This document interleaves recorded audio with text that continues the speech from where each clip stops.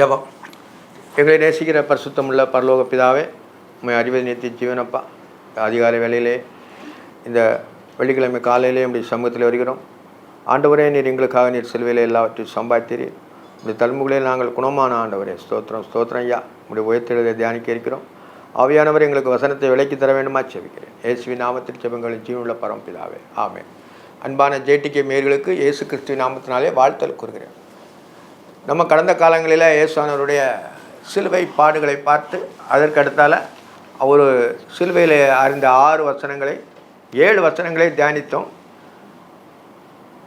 அதை நம்ம 7 வசனமும் அரை மணி நேரத்தில் பிரசங்கம் பண்ணி முடிச்சிருக்கிறேன். அது வசனத்தின்படி இருந்தாலும் அது உள்கருத்தை நம்ம ஆராய்ந்தோம்.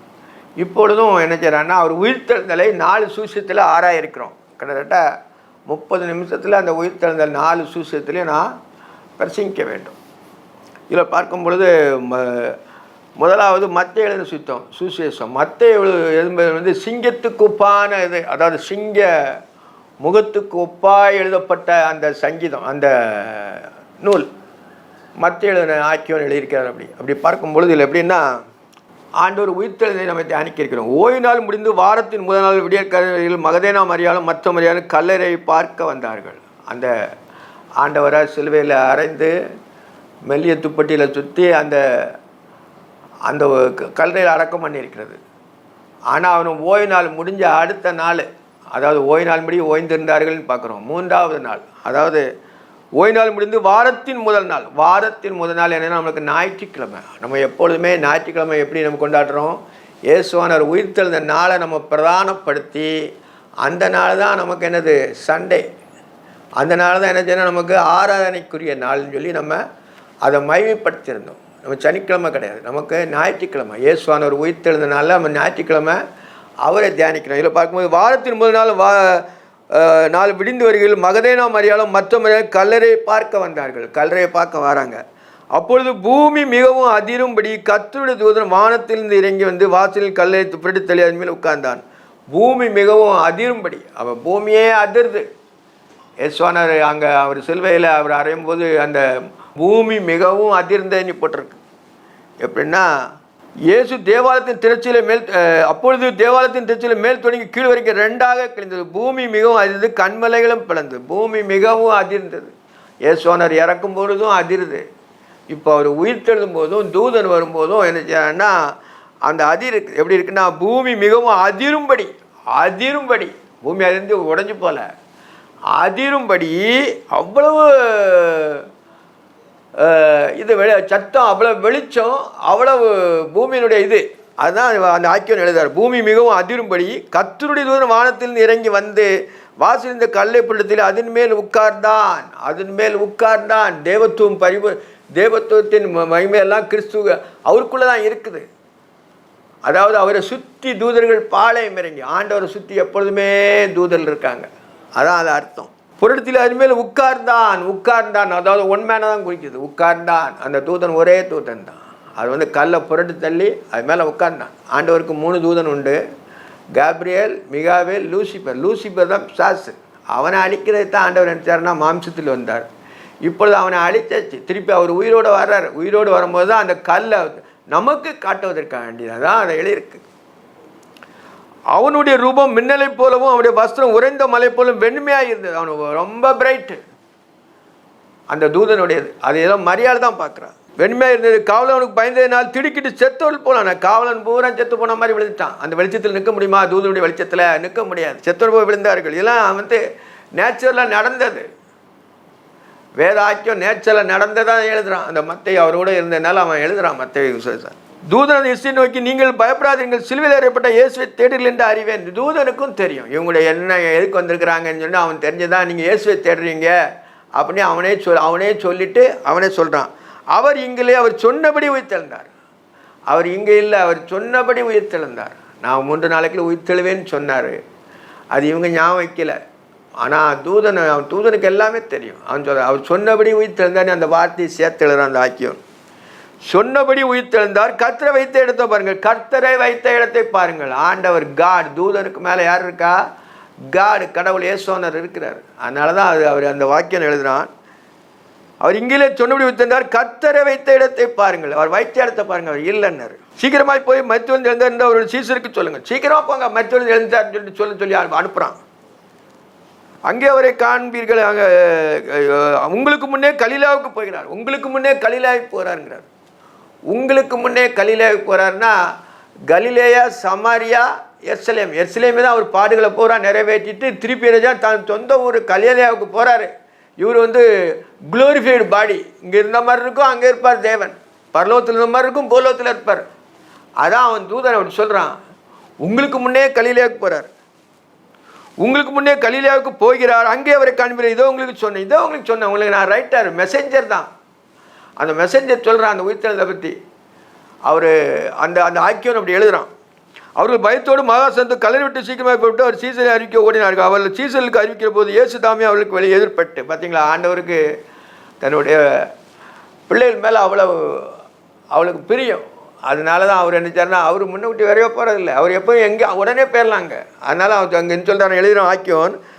அவர்கள் அவருடைய சீசலுக்கு அறிவிக்கிற போது இயேசு தாமே அவர்களுக்கு எதிர்பட்டு வாழ்க என்றார். வாழ்க அப்படிங்கிறார். ஸ்தோத்திரம் சொல்கிற மாதிரி அவங்களுக்கு வணக்கம் சொல்கிறார். பார்த்தீங்களா, இயேசுவான் அவர் அவங்களுக்கு வாழ்க, நீங்கள் சந்தோஷமாக இருங்க அப்படின்னு சொல்கிறார். அப்போது அவர்கிட்ட அவர் பாதங்களை தெளிவரை பணிந்து கொண்டார்கள். அவர்கிட்ட பாதங்களை தட்டி பணிந்து கொண்டார்கள். பார்த்தீங்களா, என்னை தொடாதுன்னு சொல்லுவார் இன்னொரு இடத்துல. ஆனால் அதுக்கு முன்னால் இவர் பசு ஸ்தலத்துக்குள்ள மகா பரிசுத்தத்தில் தன் சொந்த ரத்தத்தை சிந்தி அந்த பலிபீடத்தில் கொம்புகளில் அந்த ரத்தத்தை சிந்திட்டு அவர் என்ன தொழுதிட்டு திருப்பி வந்துட்டார். திருப்பி வந்ததுனால தான் இவர் பாதங்களை தழுவி பணிந்து கொண்டாள்னு பார்க்குறோம். அப்படி இயேசு அவர் நோக்கி பயப்படாதீர்கள். அப்போ இயேசு பயப்படாதீர்கள், பயப்பட வேண்டியதில்லை, என்ன எல்லாமே நான் ஜெயிச்சிட்டேன், பயப்படாதீர்கள். நீங்கள் போய் உங்கள் சகோதரர் கலிலேயாவுக்கு போக முடியாது அவருக்கு சொல்லுங்கள், எங்கே அங்கே என்னை காண்பார், கலிலேயாவுக்கு போய் சொல்லுன்னு சொல்லி என்னை காண்பார்னு சொல்லிட்டு அப்படியே அவங்க சீசரெல்லாம் போய் சொல்லிட்டு இவள்கிட்ட சொல்கிறாங்க. இதுக்கு பிறகு உள்ள அதிகாரம் வேறு. இப்போ ரெண்டாவது பார்க்கும்பொழுது மார்க் எழுதின நற்செய்தி நூல், அதில் பார்க்கும்பொழுது இதை மார்த்தாளுக்கு மட்டும் சொல்லிவிட்டு மரியாளுக்கு மட்டும் சொல்லிவிட்டு பணிந்து கொண்டான்னு சொல்லிட்டு போயிட்டார். அடுத்த அதே மார்க்கில் சொல்லும் பொழுது ஓய்வு நாளான பின்பு மகதேனா மரியாளும் யாக்கோபின் மரியாளும் சாலம் என்பதும் அவருக்கு சூழ்ந்தவருக்கு முடிய அவரை வாங்கி கொண்டு வாரத்தின் முதல் அதிகாலையில் சூரியன் உதயம் போது கல்லறை இடத்துக்கு வந்தார்கள். சூரியன் உதிக்கும் பொழுது அதே வாக்கியம் தான்.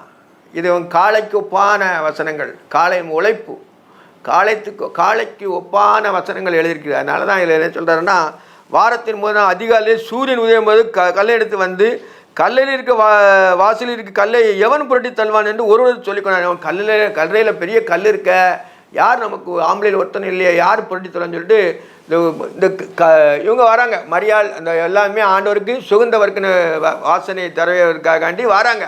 அவர் உயிர்த்தெழுவாங்கிற எண்ணமே இவங்களுக்கு இல்லவே இல்லை, அவங்களுக்கு அது மறைவாகவே இருந்தது.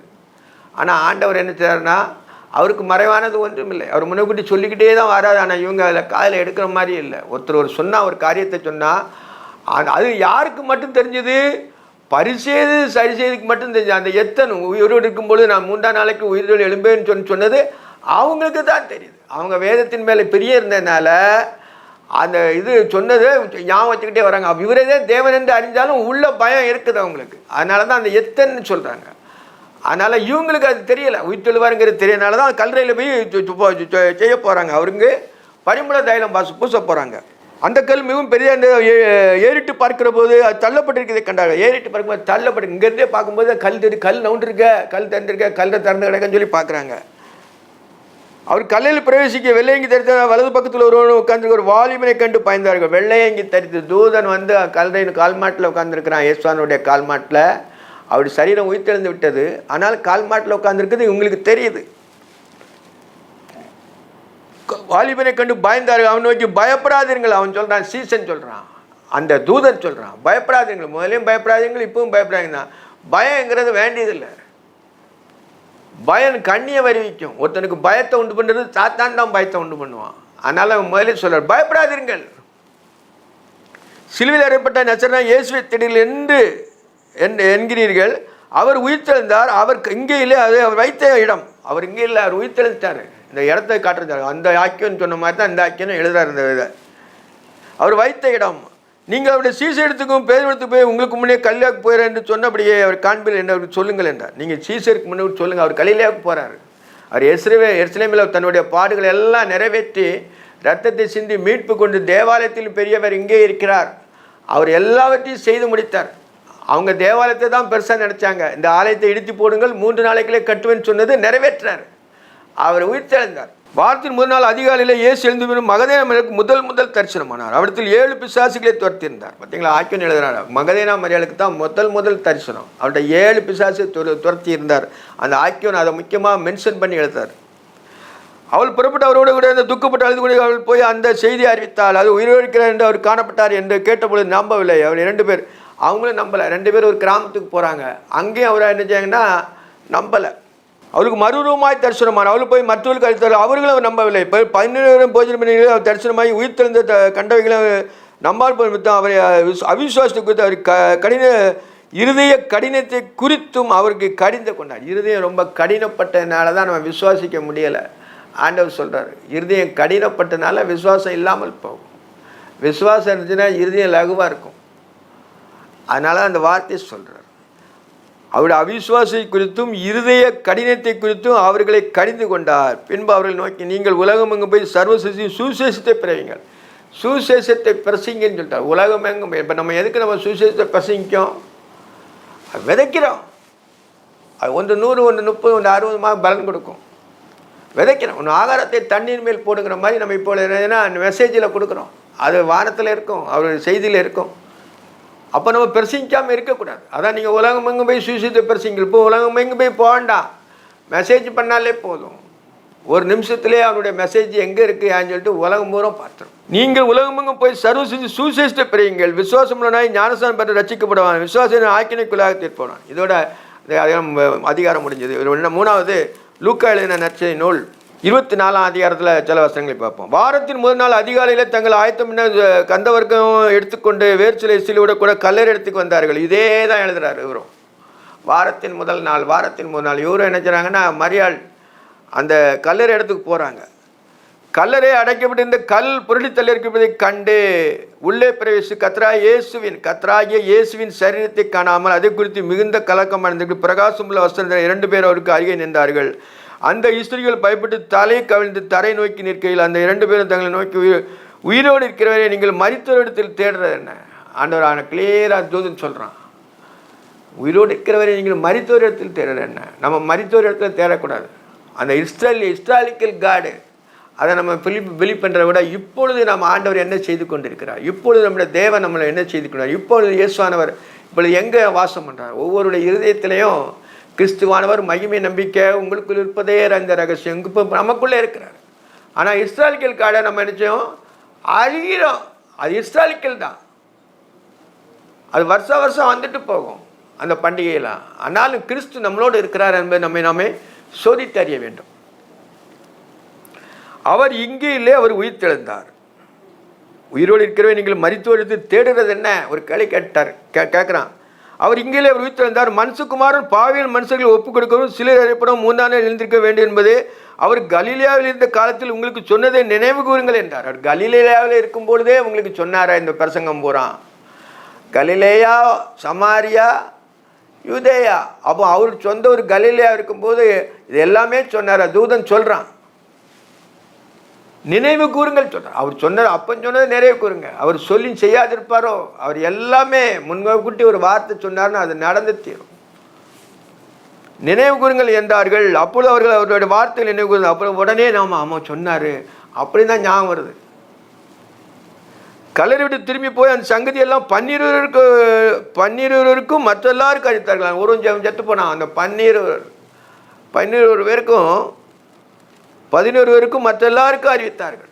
11 சீசர்களுக்கும் அறிவிச்சுட்டு மற்ற எல்லாருக்கும் அறிவித்தார்கள். அவைகளை அப்போஸ்தலர் சொன்னவர்கள் மகதேனா மரியாளும் யோவன்னாலும் யாக்கோபின் மரியாளும் இவர்கள் கூட இருந்த ஸ்திரீகளுமே. இவர்கள் வார்த்தைகளை அவர்கள் வீண் பேச்சாக சொன்ன. இவர் பார்த்துங்க, இவங்க ஏதோ சும்மா சொல்கிறாங்கன்னு சொல்லிட்டு அந்த சீசர்கள் ரொம்ப டீப்பாக எடுக்கலை. ஏதோ இவங்க சொல்கிறாங்க, அவங்களுடைய மனப்பதறலை சொல்கிறாங்க, மனப்பத்தில் சொல்கிறாங்கன்னு நினச்சிக்கிட்டு லேசாக நினச்சிக்கிட்டாங்க. இந்த வார்த்தைகள் அவர்களுக்கு வீண் பேச்சாக தோன்றினபடினால் அவர்களை நம்பவில்லை. பேதுரு எழுந்து உடனே பேதுரு நினைக்கிறான், எழுந்து ஒரே ஓட்டமாக ஓடுறான். பேதுரு எழுந்தது கல்லறைக்கு ஓடி அதற்குள்ளே குனிந்து பார்த்து சீலை தனியாக வைக்கப்பட்டதை சம்பவத்தை குறித்து தண்ணியிலே ஆச்சரியப்பட்டு கொண்டு போனான். அவன் சீலை மட்டும் மடித்து வச்சிருக்குது. அவர் உயிர்த்தெழுதுங்கிறது நிச்சயமாயிட்டு, இந்த ஸ்திரீகள் சொன்னதெல்லாம் உண்மைதான்னு சொல்லிட்டு தண்ணியில் ஆச்சரியப்பட்டு கொண்டு போனான்னு போட்டிருக்கு. வெளியே சொல்லலை. அவர் உண்மையிலே உயிர்த்தெழுந்திருப்பாருங்கிறத பேதுரு தான் எல்லா நிருபங்களையும் சொல்ல அவன் எழுதுகிறான். பேருக்கு நிருபம் பூரா அவன் எழுதுதான். அவன் தான் கிறிஸ்துவை நீங்கள் அறியாமல் கொலை செய்தீர்கள்ன்ட்டு அவன் சொல்லுவான் பரிசேயர் சதித்திட்ட. அப்போ பேதுரு மூலமாக தான் இந்த கல் கட்டப்படுகிறது. அதாவது பேதுரு நிறைய முக்கியமானவன். அதனால தான் தண்ணியில் ஆச்சரியப்பட்டு கொண்டு போனான்னு சொல்லுது. அவன் தான் மறுதளித்தான். ஆனாலும் உயிர்த்தெழுந்திருக்கிறதுங்கிற நிச்சயத்தை அவன் உடையவனாய் தண்ணியில் ஆச்சரியப்பட்டு கொண்டு போனான் இருக்கிறது.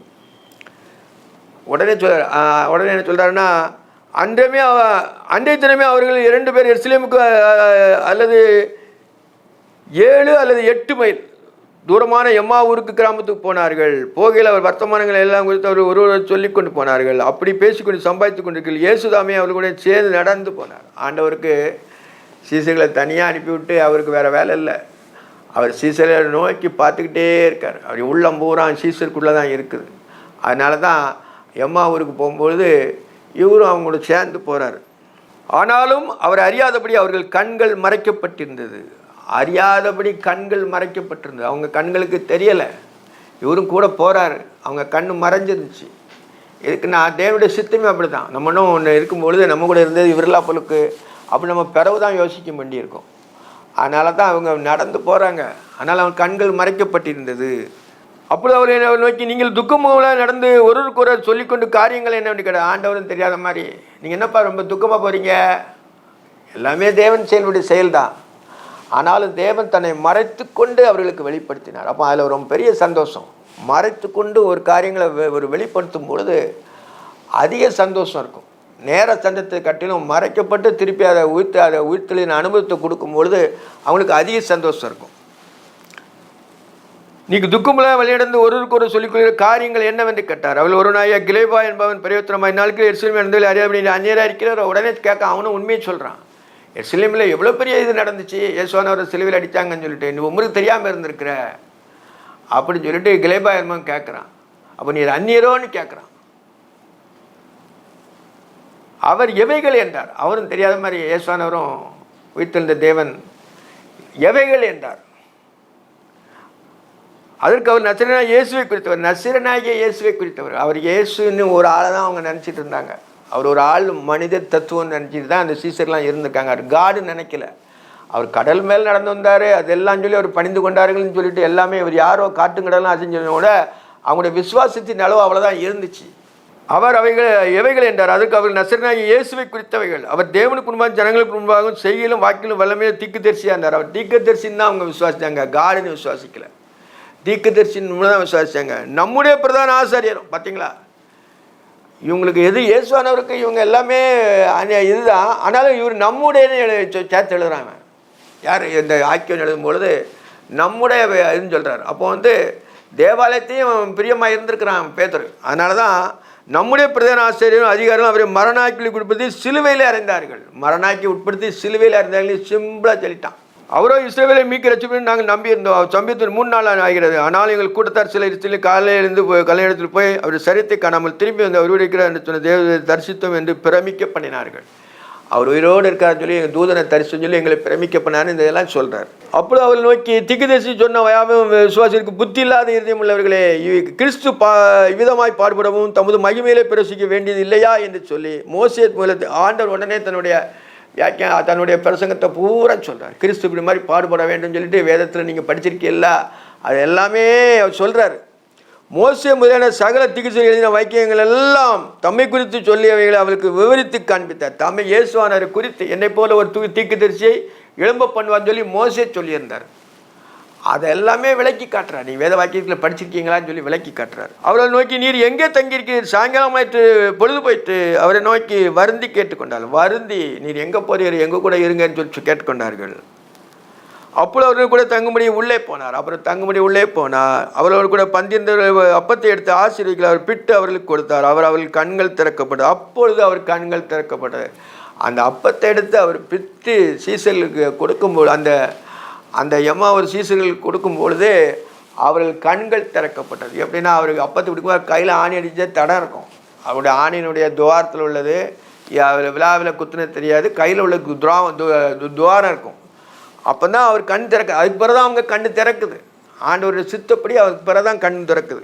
அப்பொழுது அவருடைய கண்கள் திறக்கப்பட்டு அவரை அறிந்தார்கள். உடனே அவர்களுக்கு மறைந்து போனார். ஒரு செகண்டில் அவர் கண்ணை திறந்த உடனே அவங்க இயேசுவான்னு தெரிஞ்ச உடனே அவனை மறைந்து போனார்னு போட்டிருக்கு. உடனே ராவோட ராவா இவங்க என்ன சொன்னால் புறப்பட்டு எங்கே வந்துட்டாங்க, அந்நேரமே எழுந்திருந்து எருசலேமுக்கு திரும்பி, அந்நேரமே எழுந்திருந்து எருசலேமுக்கு போய் 12 கூட இருந்தவரை கண்டு மெய்யாகவே உயிர்த்தெழுந்த சீமோனுக்கு தரிசனம் அவருக்கு என்று அவளுக்கு சொல்ல கேட்டு வழியில் நடந்தவையில் அவளுக்கு சீமோன் தான் அங்கே போனது வழியில். அதனால தான் வழியில் நடந்தவைகளும் அவர் அப்பத்தை பிடிக்கையில் நாங்கள் அவர் அறிந்து கொண்டதையும் விவரித்து சொன்னார்கள். அவரை குறித்து அவர்கள் பேசின போது இயேசுதாமே அவர் நடுவில் உங்களுக்கு சமாதானம். உடனே அவர் வந்துட்டார். இயேசுவானவர் உங்களுக்கு சமாதானம்னு சொல்கிறார். நடுவில் அவர்கள் நடுவிலே வந்துன்னு சொல்லியிருக்கு. அவர் நடுவிலே எழுந்தருளி அவர்களுக்கு சமாதானம் சொல்கிறார் பூட்டின வீட்டுக்குள்ளே. இந்த வாக்கியங்களோட நம்ம இதை முடிச்சிருவோம். அதால் யோவானுக்கு எழுதின நற்செய்தி நூல் 20ஆம் அதிகாரம் 21ஆம் அதிகாரத்தில் 20ஆம் அதிகாரம் 21ஆம் வசனம். இயேசு மறுபடியும் அவர்கள் நோக்கி உங்களுக்கு சமாதானம் உண்டாவதாக, பிதா என்னை அனுப்பினது போல நான் உங்களை அனுப்புகிறேன். அந்த சமாதானம், அந்த நடுவில் எந்திரிச்சு சமாதானம் சொன்னதில் பிதா என்னை அனுப்பினது போல அவர் உலகத்துக்கு அவர் அனுப்பினார். நம்ம பாவிகளை ரட்சிக்க கிறிஸ்து இயேசு உலகத்திற்கு வந்தார். அவர் நம்மளை ரட்சிக்க அனுப்ப போல நான் உங்களை அனுப்ப போகிறேன்னு சொல்கிறார் அந்த சீசர்களுக்கு. பிதா என்னை அனுப்பினது போல நான் உங்களை அனுப்புகிறேன் என்று சொல்லி அவர்கள் மேல் ஊதி பரிசுத்தாவி பெற்றீர்கள். அவர் மேல் ஊதி அப்போதான் அவங்களுக்கு பரிசுத்தாவி கிடைக்கும். இதுக்கு முன்னால் அவங்களுக்கு பரிசுத்தாவி இல்லை. அவர் உயிர்த்தெழுந்த தன்னுடைய ஆவியை சீசர்களுக்கு ஊதுறார். அவர்கள் மேல் ஊதி பரிசுத்தாவியை பெற்றுக்கொள்ளுங்கள். எவருடைய பாவங்கள் மன்னிக்கப்பட்டதோ அவர்களுக்கு மன்னிக்கப்படும், எவருடைய பாவங்களை மன்னியாதிருக்கிறதோ அவர்களுக்கு மன்னிக்கப்படாதிருக்குன்னு இந்த அதிகாரத்தையும் கொடுத்துட்டார். இயேசு வந்திருந்த போது 12 திமுதி எனப்பட்ட தோமா என்பவன் அவனுக்கு கூட இருக்கவில்லை. மற்ற சீதனை கத்திரை கண்டோம். இப்போ இல்லை, தோமாவை பார்க்கும்பொழுது அவரோட இல்லை. இயேசுவை உயிர்த்தெழுந்தார்னு சொல்கிறான். அவன் நம்பாமல் நான் அவருடைய கையில் என்னுடைய விரலை போட்டு பார்ப்பேன், இடுப்பில் அவருடைய விழாவில் குத்துனதை நான் பார்ப்பேன் அப்படின்னு சொன்னார் தான் நம்புவேன்னு சொல்லிட்டு சொல்கிறான். அதுக்கு பிறகு 8 நாளைக்கு பிறகு ஆண்டவர் வாரார். மறுபடியும் 8 நாளைக்கு முன்பு சீசர்கள் வீட்டுக்குள்ளே இருந்தார்கள். தோமாவும் அவருடைய கூட இருந்தார். கதவுகள் பூட்டப்பட்டீர்கள். அப்பொழுது இயேசு நடுவே நின்று உங்கள் சமாதான. கதவுகள் பூட்டப்பட்டீங்க, எல்லாம் பூட்டி கிடக்கு. ஆனாலும் வீட்டுக்குள்ளே வந்துட்டார். வர முடியுமா ஒரு மனுஷனால்? வந்துடலாம். அதிக ஸ்பீடில் இருந்துச்சுன்னா அந்த பில்டிங் அப்படியே இருக்குமான்னு டக்குன்னு உள்ள வந்துடுமா. பல 1000 மைல் வர மாதிரி உள்ளே வந்துடுவாங்கன்னா செவ்வறு அப்படியே தான் இருக்கும். தேவன் இங்கே இருக்கிற மாதிரி இருப்பார், அங்கே பரலோகத்துலேயும் இருப்பார். அதுதான் அர்த்தம். அவங்க நடுவே பூட்டின வீட்டுக்குள்ளே ஆண்டவர் வர்றாருன்னா எப்படி? அதுதான் தெய்வத்துவம். அது மனுஷனால் ஆரைய முடியாது. அவர் வந்து உடனே உங்களுக்கு சமாதானம்னு சொல்கிறார். பின்பு அவர் தோமாவை நோக்கி நீ இங்கே விரையில் இங்கே நீட்டி என் கைகளை என் கையை நீட்டி என் விழாவில் போடு. விசுவாசம். உடனே டைரெக்டாக ஆண்டவர் அவனுக்கு சொன்னது பூரான்னு சொல்கிறார். தோமா சொன்னது ஆண்டவருக்கு தெரியும். சீசர்கள்ட்ட சொல்லும் பொழுது நான் பார்க்கும்பொழுது ஆண்டவருக்கு அப்பவுமே தெரியும். ஆனால் தகுந்த 8 நாளைக்கு பிறகு தான் வந்து தன்னை வெளிப்படுத்தி காட்டுறார் தோமாவுக்கு. அப்போ அவன் தொட்டு பார்த்தான். அவன் சொல்கிறான், தோமா அவருக்கு பேசுகிறமா என் ஆண்டவரே என் தேவனே என்றான். தோமா நான் என்ன சொல்கிறேன், என் ஆண்டவரே என் தேவன். அவிசுவாசத்தை குறித்து அவன் நம்பிக்கையில் அதனால் அவிசுவாசத்தை குறித்து தன்னை தாழ்த்துறான். எப்படி சொல்கிறான்? என் ஆண்டவரே என் தேவனே. 2 ஆச்சரிய குறிப்பிட்டிருக்கு. தன்னை அவன் தாழ்த்தினான். இயேசு தோமாவை நீ கண்டதினாலே விசுவாசித்தாய், காணாது விசுவாசிக்கிறவர்கள் பாக்கியவான்கள். கண்டதினாலே விசுவாசித்தனால நீ விசுவாசித்தாய், காணாதுன்னு விசுவாசிக்கிறவர்கள் பாக்கியவான்கள். நம்மலாம் யார்? பாக்கியவான்கள். நம்ம காணலை, இயேசுவானவரை நம்ம கண்ணில் காணலை, அவரை மாம்சத்தில் வந்து நம்ம பார்க்கல. ஆனால் வசனத்தின் மூலமாய் அவரை விசுவாசிக்கிறோம், அவரை அறிகிறோம். அப்போ நம்ம இதில் இருக்கிறோம், வசனத்துக்குள்ளே நம்ம இருக்கிறோம். எப்படி இருக்கோம்? இயேசு தோமாவை கண்டதினாலே விசுவாசித்தாய், காணாதிருந்து விசுவாசிக்கிறவர்கள் பாக்கியவான்கள் என்றார். நம்மளை குறித்து ஆண்டவர் சொல்கிறார். காணாதிருந்து விசுவாசிக்கிறோம். காணாத தேவனை நம்ம ஒருவனும் ஒரு காலம் கண்டதில்லை. பிதாவின் மடியில் இருக்கிற ஒரே பேரான குமாரனை அவரே உலகத்துக்கு வெளிப்படுத்தினார். பிதாவை ஒருத்தனும் பார்க்க முடியல. இயேசு கிறிஸ்துவின் மூலமாக தான் நம்ம பிதாவிடத்தில் சேரும் சிலாக்கியம் பெற்றிருக்கிறோம். அதனால தான் நம்ம என்ன செய்யணும்? பாக்கியவான்களாக இருக்கிறோம். காணாதிருந்து விசுவாசிக்கிறோம். அவர் நமக்கு எல்லாம் செய்வாருங்கிற, அவர் நேற்றும் இன்றும் என்றும் மாறாதவர் என்று விசுவாசிக்கிறோம். அவர் நேற்றும் இன்றும் என்றும் மாறாதவர் என்று விசுவாசிக்கிறோம். இயேசு தேவனுடைய குமாரனை கிறிஸ்து என்று விசுவாசிக்கும்படி விசுவாசித்து அவருடைய நாமத்தில் நித்திய ஜீவன் வழிமுறைக்கு யாவும் இவை எழுதப்பட்டிருக்கிறது. இவைகள் எழுதப்பட்டிருக்கிற யோவான் எழுதும் பொழுது இதை கிளியராக எழுதுறான். இயேசு தேவனுடைய குமாரனாகிய கிறிஸ்து என்று நீங்கள் விசுவாசிக்கும்படியாகவும் விசுவாசித்து அவருடைய நாமத்தின் மேல், அவருடைய நாமம் இயேசு அந்த நாமத்தின் மேல் விசுவாசத்தினால ஆகி நித்திய ஜீவனை அடையும்படியாகவும். நித்திய ஜீவன், சாகாத ஜீவன். இயேசுவானவரை பின்பற்றுறவங்களுக்கு மரணத்துக்கு அடுத்தால் என்ன செய்யணும்னா சாகாத ஜீவன், அதுக்கு அழிவே கிடையாது. என்றும் கிறிஸ்துவோடு இருக்கிறோம். அப்போ அழியாத ஜீவனுக்குள்ளே பிரவேசிக்கிறது தான் அந்த யோவான் எழுதுறான். விசுவாச நாமத்து மேலே ஜீவனை அடைமுடிக்காகவும் எழுதப்பட்டிருக்கிறது. ஜீவனை அடைக்கணும், நித்திய ஜீவனை அடையணும். நம்ம ஒவ்வொருத்தருக்கும் நித்திய ஜீவன் வச்சிருக்கிறார். நித்திய ஜீவன் கொடுப்பதே ஆண்டோட சித்தம். இதெல்லாம் முடிஞ்சு ஒரு இது முடிஞ்சுட்டு அடுத்தல ஸ்டோரி எழுதும் பொழுது இயேசு திபேரா கடற்கரையில் மறுபடியும் சீசருக்கு வெளிப்படுத்தின விவரமா அது சீமன் பேர்ப்பட்ட தோமா கல்யாணாடியில் எல்லாவங்களும் இதெல்லாம் முடிஞ்ச மரம் எல்லாமே மீன் பிடிக்க போகிறேன்ட்டான். எல்லாம் நடந்தாலும் இயேசுவானரை நேருக்கு நேரம் பார்த்தாலும் அவர் எல்லாம் விசுவாசித்தாலும் பொழைப்புக்காண்டி அவங்க என்ன செய்கிறாங்கன்னா மீன் பிடிக்க போகிற நேரம் எல்லாரும் போங்க, சீசர் எல்லாரும் போகிறாங்க. போயிருக்கும்போது ராத்திரிலே ஒன்றும் பிடிக்கவில்லையா. மீன் பிடிக்க போகும்போது அவங்களுக்கு ராத்திரி ஒன்றுமே பிடிக்கலை. விடியக்காலமாக இயேசு கரையில் நின்றார். அவருடைய சீசர்கள் அழியாது இருந்தார்கள். இயேசு விடியக்காலம் பிள்ளைகள் போனாலும் ராத்திரி முழுவதும் அவர் கூட தான் இருக்கிறாங்க. மீன் ஒன்றுமே அகப்படாது. ஆண்டவர் விரட்டிடுவார் போன்னு சொல்லிட்டு. ஏன்னா சீசர் எப்போது எவ்வளோ ஆண்டவர் இருக்கிறாரு. விடியக்காலமான கரையில் வந்துட்டார். விடியக்காலம் இயேசு கரையில் நின்றார். அவர் சீசர்கள் அறியாது இருந்தார்கள். இயேசுவை நோக்கி பிள்ளைகளே புசிப்பதற்கு ஏதாவது உங்களுக்கு உண்டோ என்றார். அதுக்கு ஒன்றுமில்லை என்றார்கள். இயேசுவை நோக்கி வலதுபுறமாக விளையப்படுங்க. இப்போ வலதுபுறமாக போடுப்பா, மீன் இருக்க இடம் ஆண்டவர் தெரியும், உடனே வலதுபுறமாய் போடுங்கிறார். அப்பொழுது உங்களுக்கு அகப்பட அப்படியே ஒரு திரளான மீன் இழுக்க முடிய மாட்டார். இயேசு அவருக்கு அன்பாக இந்த சீசன் பேதுரை பார்த்து அவர் கர்த்தர் என்றார். உடனே அவங்களுக்கு கண் திறக்கப்பட்டது. இப்போ பேதுரு அன்பாக இந்த யோவானுக்கு தான் தெரியுது. நிறைய மீனுங்க அமுட்டுக்கிட்ட இவ்வளோ நாளும் பிரயாசப்பட்டோம், நடுக்கடல்லாம் பிரயாசப்பட்டோம், ஒன்றுமே கிடைக்கல. ஆனால் அவர் சொல்லபடி வலதுபுறத்தில் போட்ட போது அமுட்டுக்கிட்டோன்னே அவன் அந்த அந்த ஆச்சரியமான அந்த காரியம் நடந்ததுனால மீன் அமுட்டனால திரும்பி பார்க்குறான். அவர் கர்த்தர் சொல்லி அவன் உள்ளத்தில் உதிச்சிட்டு அவன் உள்ளத்தில் பிரகாசம் வச்சு கர்த்தருங்கிறதை அவன் அறிந்து கொண்டான். ஆனால் இயேசுக்கு அன்பாய் இருந்த சீசன் பேதுரை பார்த்து அவர் கர்த்தர் என்றான். அவர் கர்த்தர், அவர் தேவன், அவர் இயேசு நித்திய பிதா. அதனால் அவன் சொன்ன உடனே அவன் என்ன செய்றான்னா அவர் கர்த்தருடைய சீமன் போய் கேட்ட உடனே அவர் வஸ்திரம் இல்லாதபடியாக தன் மேல் சட்டியை கட்டி கடலிலே குதித்தான். வஸ்திரங்கள் இல்லை, மீன் பிடிக்கும் போது வஸ்திரம் இல்லாமல் தான் பிழைக்கிறாங்க. மேல் சட்டியை கட்டி கடலில் குதிச்சுட்டான். அப்போ மீன்கள்லாம் தேவையில்லை, துறப்போ ஏசுவனர் வந்துட்டார். அப்படிங்கும்போது அவன் அதை போட்டுட்டு ஏசுவனர் பார்க்க கடலில் முழிஞ்சு போகிறான். இப்போ கிறிஸ்துவுக்குள்ள அன்பு அவன்கிட்ட நிறையா இருக்குது. யோவான் அது சொல்ல முடியும், அவனுக்கு தான் அன்பு நிறையா, அன்பாக இருந்த சீசன். ஆனாலும் தனக்கு சைடில் இருக்கிற அவன் பேதுரை பார்த்து அப்படி சொல்கிறான், அவர் கர்த்தர்ன்னு சொன்னான். மற்ற சீசனும் ஏறக்குறைய 100 முழ தூரத்தில் இருந்தபடியால் படவிலிருந்து கொண்டே விலை இழுத்தார்கள். அவர்கள் கையில் இறங்கின போது கறி போட்டிருக்கிறது, அவர் மேல் மீன் வைக்கப்பட்டிருக்கு, அப்பத்தையும் கண்டார்கள். ஒன்றரை ஆண்டவர் சொன்ன பிள்ளைகள் எல்லாமே பசியாக இருக்கானோ, ஒன்றுமே இல்லை, அப்பத்தை ரெடி பண்ணுன்னு சொல்லிட்டு ஆண்டவர் சொல்லாகும் கட்டளையிடுற மாதிரி கறி நெருப்பு போட்டு மீனை வச்சிருக்கிறார். அவர் உண்டாக்கப்பட்ட மீன் அதெல்லாம் அதை வச்சு சொல்கிறார். ஏசு நீங்கள் பிடித்தவரை சிலவற்றையும் கொண்டு வாருங்கள், நீங்கள் பிடிச்சையும் சில கொண்டாங்கப்பா அப்படிங்கிறார். உங்கள் மீனையும் கொண்டாங்க பிடிச்சதை, நான் சொன்னதுனால வந்ததுனால. சீவன் பதில் கடலில் ஏறி 153 பெரிய மீன்களால் நின்ற வலையை கரையிலே இழுத்தான். அந்த மீன்கள் இருந்தும் வலை கிளியவில்லை. அந்த மீன்கள் இருந்தும் வலை அவள் வலையெல்லாம் கிழிஞ்சிட்டு ஓடி இருக்கும். 153 மீன், அவ்வளோ பெரிய மீன் போட்டிருக்கு. அந்த மீன் வலையை கிழிச்சிட்டு போயிருக்கும். ஆனாலும் மீன்கள் என்ன செய்யும், உள்ளே வந்துடும். ஆண்டவருடைய தேவன் வானத்தையும் பூமியும் எல்லாவற்றையும் சமுத்திரத்தையும் உண்டாக்கின தேவன் அந்த மீனை எல்லாமே ஒன்றுமே செய்ய முடியாது. அது என்ன செய்யணும், சேரும், வலை கிளியாமல். அந்த அந்த அர்த்தம், அந்த அந்தருடைய அதிசயமும் அதில் இருக்குது.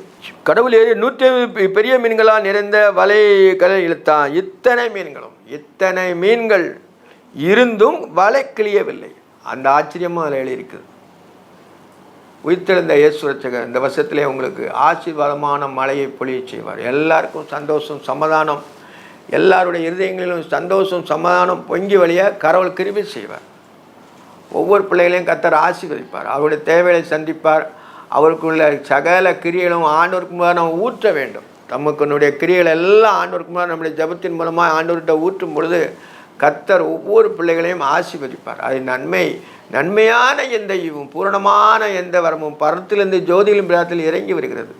அந்த இறங்கி வருகிற ஆசீர்வாதத்தை நம்ம ஒவ்வொருவருக்கும் தருவார். ஜெபம் பண்ணுவோம். நேசிக்கிற பரிசுத்தமுள்ள பரலோக தந்தையே, பரிசுத்த பிதாவை, எங்களுக்காக நீர் மரித்து உயிர்த்தீர் ஆண்டவரே. பிதாவின் வலதுபாசத்தில் வீற்றிருக்கிறீர். எங்களுக்காக பரிந்து பேசுகிறீர். எங்களுக்காக எல்லாவற்றையும் செய்கிறீர் ஆண்டவரே. நாங்கள் உங்களுடைய பிள்ளைகளாக இருக்கிறோங்க தாவே. உடைய பிள்ளைகளை நீர் அறிவீர் ஆண்டவரே. ஸ்தோத்திரம் ஸ்தோத்திரம் ஸ்தோத்திரம். கர்த்தர் நல்லவர், அவர் கிருபை என்றும் உள்ளது. அவர் கிருபை என்னாலும் எங்களை சூழ்ந்திருப்பதற்காய் தோத்திரம்ப்பா தோத்திரம்ப்பா தோத்திரம்ப்பா. ஆசீர்வதியும் பலப்படுத்தி காத்துக்கொள்ளும். குறைகள் குற்றங்கள் எல்லாவற்றையும் மன்னிங்க. இயேசு கிறிஸ்துவின் நாமத்தில் ஜெபங்களின் ஜீவனுள்ள பரமபிதாவே, ஆமென்.